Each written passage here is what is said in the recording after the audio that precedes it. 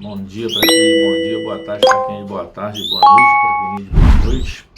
A gente vai saber que horas que vocês vão assistir o vídeo, né? Esse é um vídeo bem bacana, né? Ele é muito grande.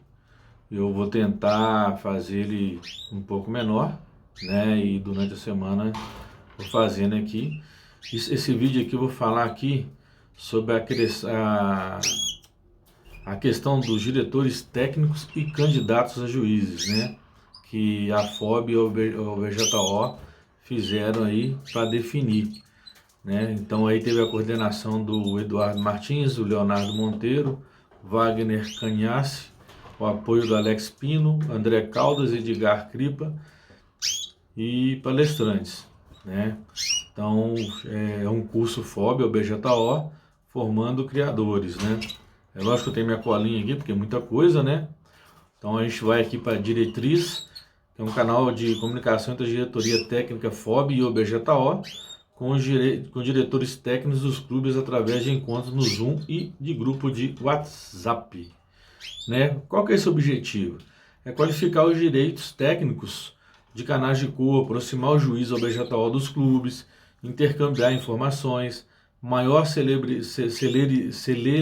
celeridade na divulgação de decisões técnicas, estimular os diretores técnicos a participar do dia a dia dos sócios dos seus clubes, reconhecer e incentivar possíveis candidatos a juiz da OBJO, estimular e treinar um possível trabalho voluntário no Campeonato Brasileiro. Curso de qualificação técnica, né?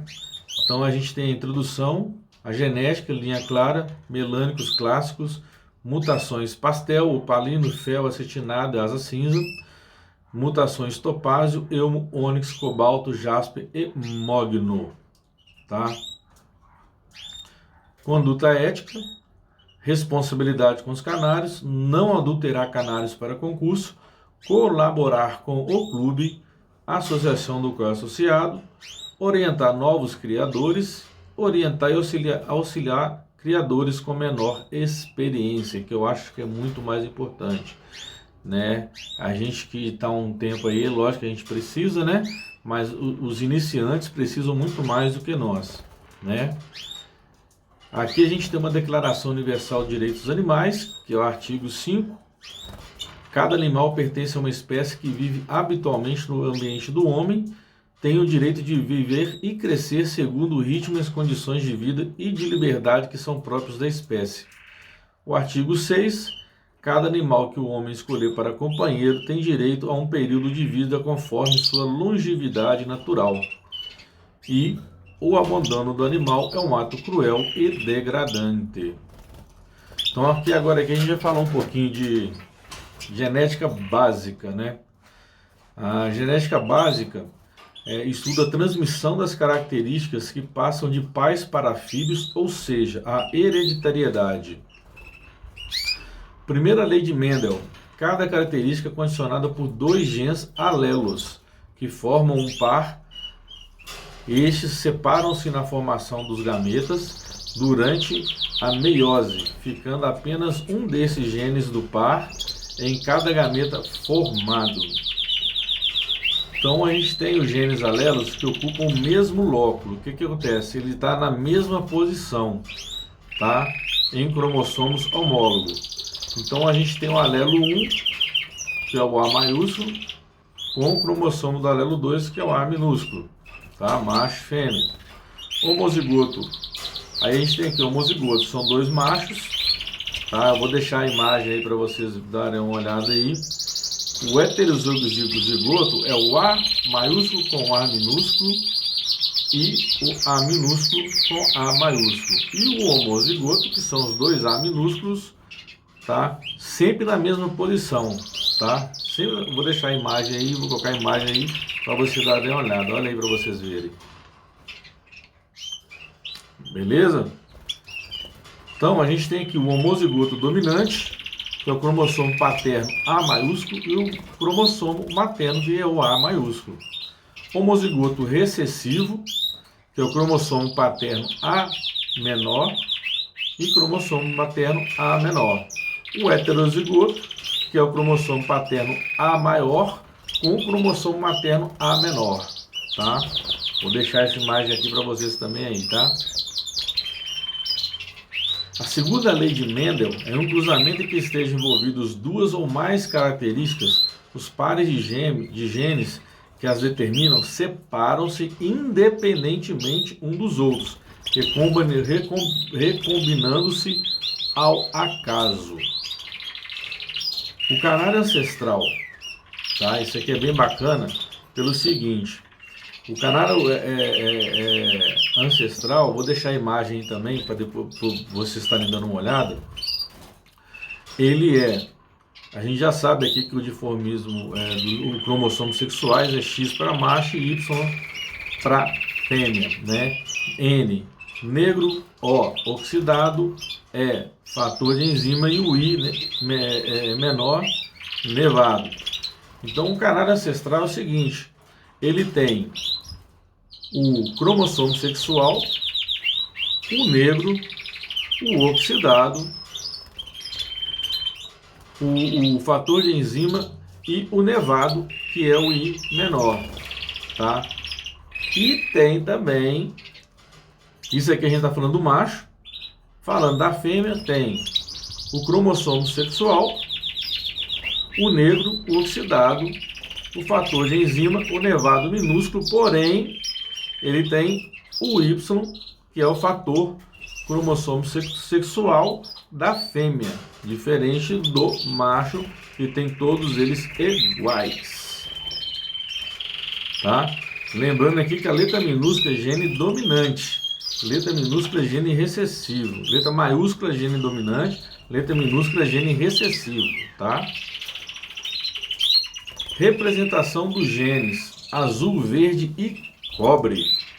X e Y, como a gente já falou, é o cromossomo sexual. N negro, O oxidado. Então a gente tem no macho, tá? Vou deixar a imagem aí também. X no macho. X, que é o cromossomo sexual. Negro, tá? Que é o N. E o oxidado, que é o O. Ele, tá? Vai estar também com X, cromossomo sexual, N de negro, O de oxidado. O que vai mudar aqui do macho para a fêmea é que a fêmea tem o fator Y, que é o cromossomo sexual, tá? Que é o cromossomo feminino. A representação dos genes no canela é o seguinte: X e Y, a gente já sabe que é o cromossomo sexual, porém, agora entra o N minúsculo, que é o marrom, e o O maiúsculo, que é o oxidado. Então, no macho, a gente vai ter cromossomo sexual, marrom, oxidado, nas duas partes. Na fêmea, a gente vai ter o cromossomo sexual, o marrom, o oxidado e o Y, que é o cromossomo sexual feminino. Vou deixar essa imagem aí para vocês também, tá? A representação dos genes nos ágatas. Então a gente tem aí cromossomo sexual, porém a gente tem o negro, né, com N maiúsculo, e o O, que é diluído. Então no macho segue a mesma teoria, né? O cromossomo sexual X, o negro e o diluído, tanto ali dividido entre os dois. Já na fêmea, cromossomo sexual masculino, negro e o diluído, porém tem o Y, que é o cromossomo sexual feminino.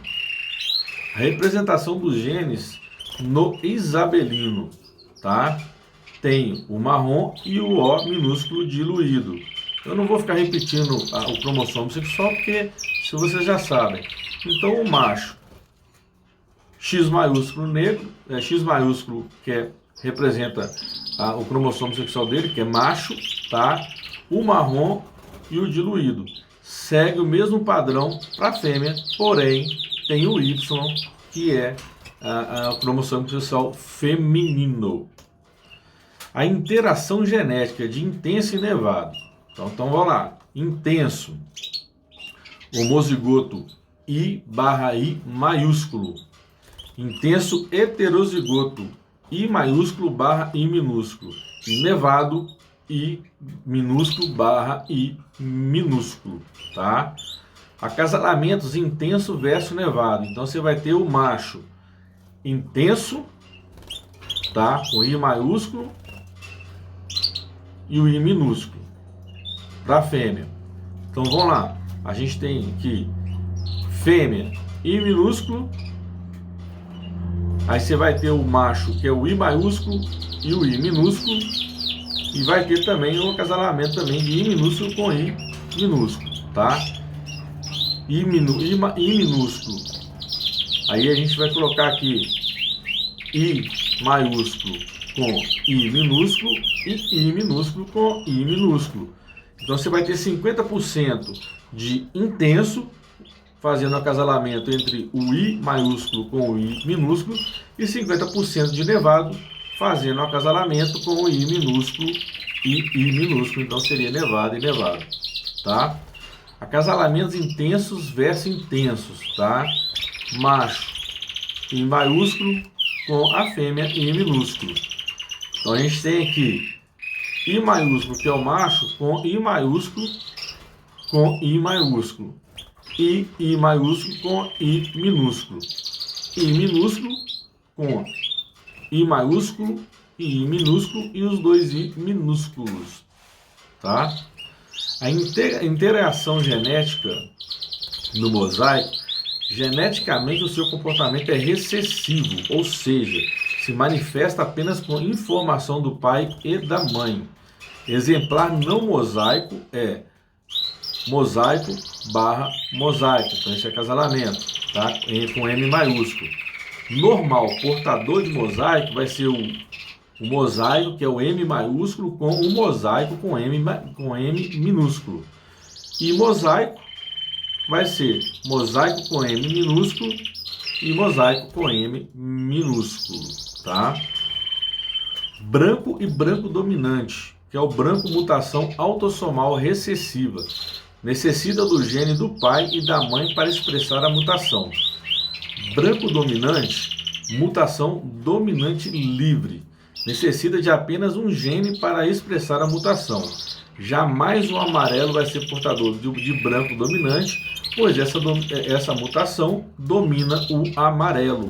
Então você pode dar cataxantina, pode dar a luteína para o branco, que ele não vai pigmentar, tá?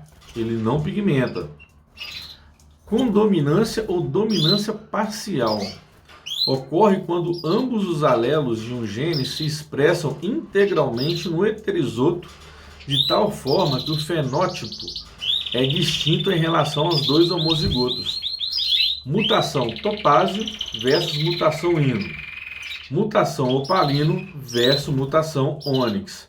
Fator enzima, cor de fundo amarelo. A mutação sexo-ligada, existe um par de cromossomos com as informações do sexo, o indivíduo, né, do sexo do indivíduo, que também possui alguma característica de cor. Vou deixar uma imagem também demonstrando isso aí. Então a gente tem o macho, que é XX, né? Então em machos existem dois cromossomos X, podem aparecer em heterozigoto, tá? O fenótipo, aí o outro X, o fenótipo expressará as características dominantes.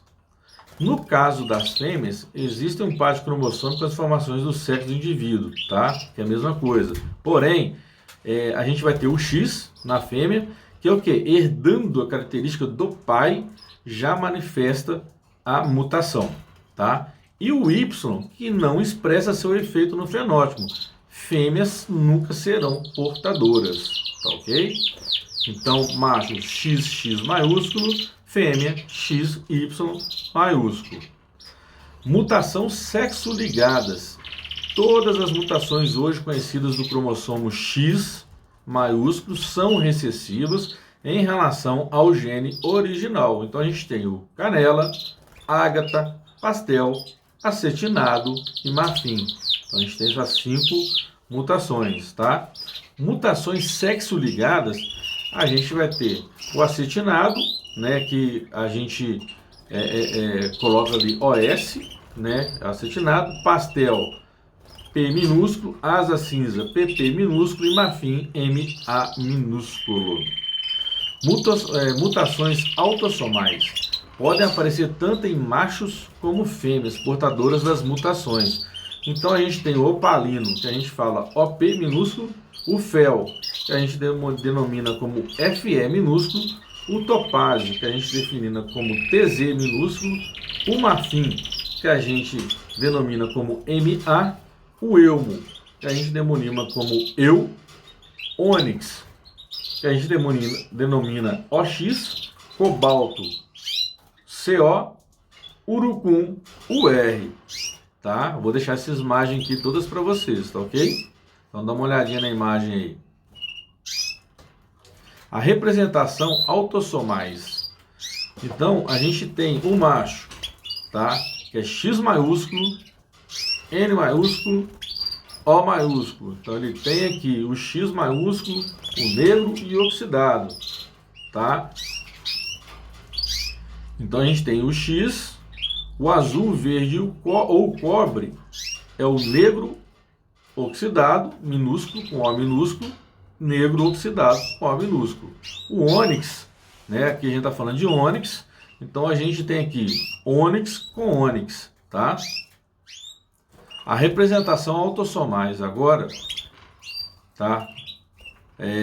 Do mosaico é o seguinte, o mosaico topázio é o seguinte, o X maiúsculo em ambas as partes, o negro em ambas as partes, tá? E o oxidado em ambas as partes. E temos o topázio com topázio, T minúsculo, T maiúsculo, isso aqui já para fêmea, né? T maiúsculo com O minúsculo, T minúsculo, T maiúsculo com O minúsculo, T maiúsculo com O minúsculo. Então a gente tem o macho, que é o X maiúsculo, o ágata, que é o negro oxidado com N maiúsculo, O minúsculo, com o negro oxidado, mesma coisa. E o topázio, TO com TO, que seria topázio. A representação autossomais em relação ao canela, tá? Então o canela já muda um pouquinho, porque a gente tem aqui o X maiúsculo com o negro minúsculo e o O maiúsculo e o Y, que é a fêmea, tá? O fel, que a gente define como FE, então a gente tem o FE minúsculo com o FE minúsculo. Então a gente tem aqui a fêmea com a adição do macho, que é o X, e o Y. O canela seria o negro com N minúsculo, O maiúsculo de oxidado, e o Y feminino. O topázio, FE, normal, tá? Mutações sexo-ligadas, vamos colocar assim, ó, macho e fêmea, pura. O macho é puro, a fêmea é pura. Então são 100% de filhotes puros. Aí a gente pega um portador, um macho portador com uma fêmea pura. Serão 25% de fêmeas puras, 25% em normais, 25% machos puros e 25% machos portadores, tá? O macho normal com a fêmea pura são 50% de fêmeas normais, 50% de machos portadores. O macho puro com uma fêmea normal serão 50% de fêmeas puras e 50% de machos portadores. O macho portador com a fêmea normal serão 25% de fêmeas puras, 25% de fêmeas normais, 25% de machos portadores e 25% de machos normais. Mutações autossomais. Então a gente tem aqui o macho puro com a fêmea pura, 100% de filhotes puros. Portador, o macho sendo portador e a fêmea pura, 50% de puros, 50% de portadores. Macho normal com fêmea pura, 100% de portadores também para o puro, o macho puro com a fêmea normal. Então você vê aqui que o macho normal e a fêmea pura, e o macho puro com a fêmea normal vai dar 100% de portadores. Portador versus portadora vão ser 50% portadores, 25% puros, 25% normais. Normal, macho normal com fêmea portadora, 50% de cada. Então você vai ter 50% de portador e 50% de normais, tá? Aí a gente vem aqui no liprocômico, né, que é o hino, urucum e asa branca, né, que é variedade e categoria. Então a gente tem a série de liprocômicos, que é o seguinte: lipocrômico sem fator, lipocrômico sem fator, asa branca, bico amarelo, lipocrômico com fator, lipocrômico com fator, asa branca, hino lipocrômico com fator, hino lipocrômico com fator, asa branca, urucum e hino urucum, tá? Então a gente tem os canários liprocômicos, que os critérios de julgamento é o seguinte: a variedade, que é a cor, vale 30 pontos, a categoria. Aí vem aqui a questão da zona de atuação, distribuição do liprocômico na plumagem, intenso, nevado e mosaico, que vale 25 pontos. Então eu vou deixar uma imagem para vocês. Essa imagem aqui é o mesmo canário, tá? Só que vocês vão reparar que a cor está diferente. Por quê? Depende de como você tirou a foto, com uma máquina ou com um celular. Mas é o mesmo canário e vocês vão ver uma diferença grande de cor, tá? As variedades, né, que você tem ali o amarelo, você tem o branco, você tem o vermelho, você tem o branco lutino, tem o branco mosaico, o vermelho mosaico, tá? Então a gente vê aqui o seguinte: cor branco e branco dominante, a característica dele vai ser branco puro. Amarelo tem que ser aquele amarelo limão, não pode chegar ao dourado, ele tem que ser um amarelo limão. O amarelo marfim é a mesma coisa, ele não pode dourar demais, ele não pode ficar amarelo demais, é aquele amarelo marfim limão. Vermelho, vermelho bem vivo, né?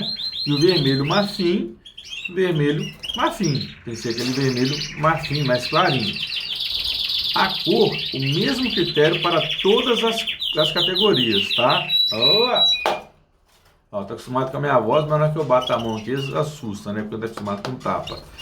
Teor qualitativo, que é a pureza, teor quantitativo, que é o grau de expressão, e uniformidade, que é homogeneidade, tá?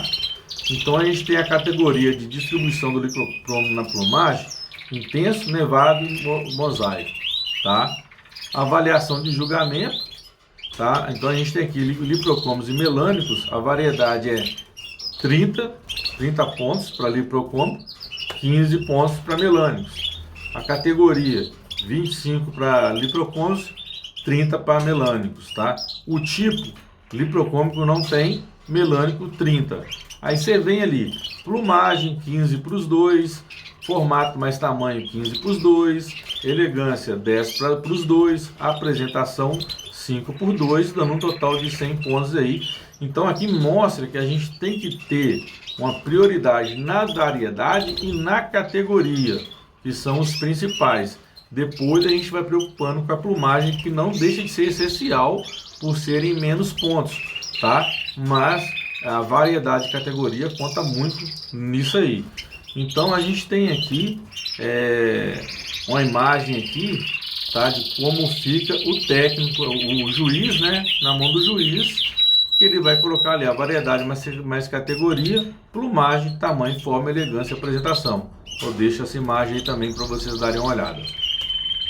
Critérios de julgamentos do branco, tá? Avaliação, descrição e pontos. Então, muito bom é aquela cor branca pura. Então, a pontuação varia de 53 a 52. O bom, boa pureza de branco. Então, fica ali na pontuação de 51 a 49.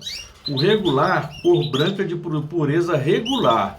Então, vai cair ali para 48, 47 pontos. E o branco de pureza fraca ou com influência de outras tonalidades, 46, 44, tá? Vou deixar uma foto aí de um branco perfeito, tá? Para vocês verem aí, tá?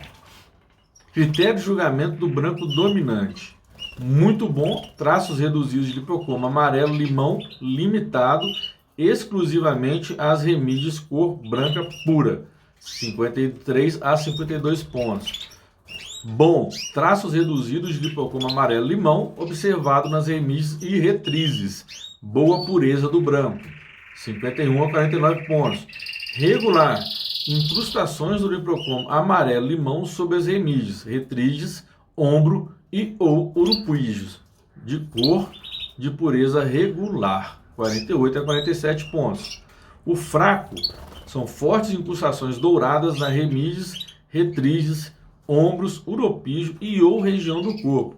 Insuficiência de variedade, branco, branco de pureza fraca ou com influência de outras tonalidades, que aí já é 46, 44 pontos, tá? Eu vou deixar umas fotos aí também para vocês. Julgamento de critério de intenso. Eu acho que vou até deixar isso aqui, porque nem todo mundo tem o manual, né? Isso aqui está no manual de juízo que você compra na FOB. Então, o intenso é o seguinte, muito bom, total coloração das penas até as extremidades, inclusive remícios e restrizes. Então, tem que ser aquele intenso que vai até no finalzinho da asa, tá? O bom é aparecimento discreto de nevadismo em alguma parte do corpo, tá? No caso do muito bom, são 24 pontos, o bom 23 a 22 pontos, o regular, aparecimento de nevadismo em qualquer parte de filmagem, 21 a 20 pontos, fraco, nevadismo evidente, pontas de remícios e retrizes visivelmente descoloridas, 19 a 15 pontos, tá? Então vou deixar umas fotos aí também.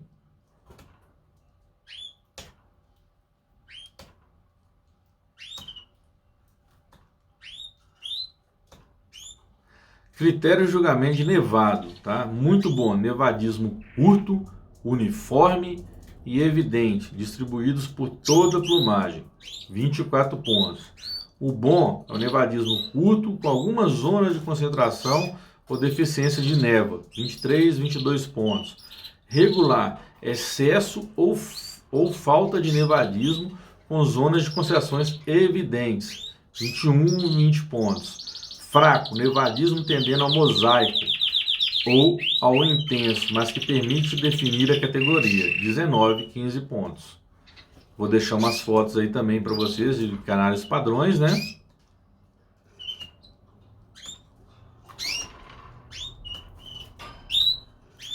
Os mosaicos, a características gerais das áreas de manifestação do hipocombo é cor, mesmo critério para todas as categorias. Teor qualitativo, a pureza, teor quantitativo, uniformidade de homogeneidade, desenho específicos para cada sexo, contraste, zonas de eleições, contrastar com o giz branco. Então a gente, quando fala de desenho aqui específico para cada sexo, porque a fêmea, você tem a linha fêmea, até você tem a linha fêmea, que ela vai ter um risquinho só aqui no olho, né? E os machos vão ter a máscara, mas tem também a fêmea linha macho, que tem um pouco de máscara, mas não perfeito igual o macho, tá? Critério de julgamento de mosaico macho seria o quê? Muito bom. Máscara facial nítida e bem definida. Zonas de eleição intensas, definidas e qualidade lipocrômica. Contornos contrastantes com o resto do corpo. Dorso branco giz com ligeira infiltração, 24 pontos. Bom, zonas de eleição menos intensas e definidas. Dorso branco giz com ligeira infiltração do lipocombo, fica 22, 23 pontos. Regular, zonas de eleições reduzidas, pouco definidas ou entendendo-se para outras partes do corpo. Excesso ou falta de licrocombo no dorso. 20, 21 pontos, tá? E fraco, exemplar, tendendo ao nevado, tá? 19 e 15. E a gente fala aí de amosaicado, né? Então, vou deixar uma imagem aqui também, aqui, mostrando para vocês aqui o desenho da cabeça, que é a máscara facial, os ombros amplos, contrastando com os remígios, tá? uropígio intenso e delimitado e o peito zona triangular. Vou deixar essa imagem aqui para vocês também. Critérios de julgamento do mosaico fêmea. Muito bom, zonas de eleições intensas, nítidas e bem definidas. O restante da plumagem na cor branco giz, 24 pontos. O bom, doce peito com ligeiros traços hipocrômicos, ligeiro nevadismo uropígio, linha ocular tendendo a estender-se à região frontal ou à nuca, então é aquela linhazinha fininha, tá? 23, 22 pontos, regular, zonas de ereição estendidas ou muito reduzidas, tendência de extensão liposcômica à face, peito, doce e flanco. Ligeiro nevadismo nos ombros, 21, 20 pontos. Fraco, falta de traço ocular, forte infiltração lipocômica por todo o corpo, tendendo ao nevado, 19 e 15 pontos.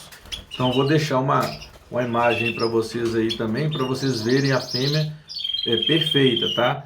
O desenho da cabeça estreita e nítida linha ocular, ombros marcados e delimitados, uropígio intenso e delimitado e o peito com ausência de lipocromo, tá? Então vou deixar algumas fotos aí para vocês.